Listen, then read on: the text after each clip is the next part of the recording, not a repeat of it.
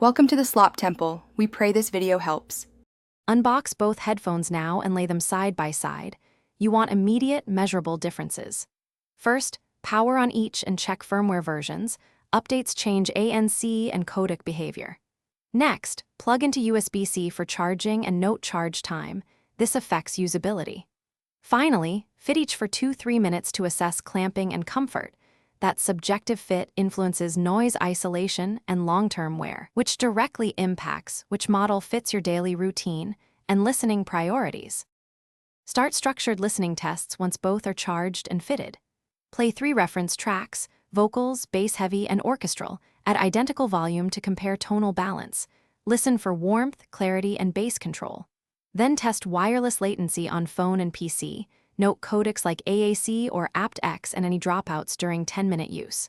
Finally, evaluate active noise cancellation in 3 environments: quiet room, street, and airplane simulation. This reveals how each model handles mid-range clarity versus low-frequency suppression, which matters for commute or studio use. Make your decision based on prioritized needs. If travel and ANC matter most, favor the model that isolates better and feels lighter. If critical listening is key, pick the headphone with the truer tonal balance and lower distortion. Once decided, finalize setup, pair to primary device, enable preferred codec, and set EQ. If pairing fails or audio stutters, reset the headset by holding power and Bluetooth buttons for 10 seconds. Make sure firmware is current, then repair and retest to confirm resolution. Thanks for watching. Consider subscribing if we helped you.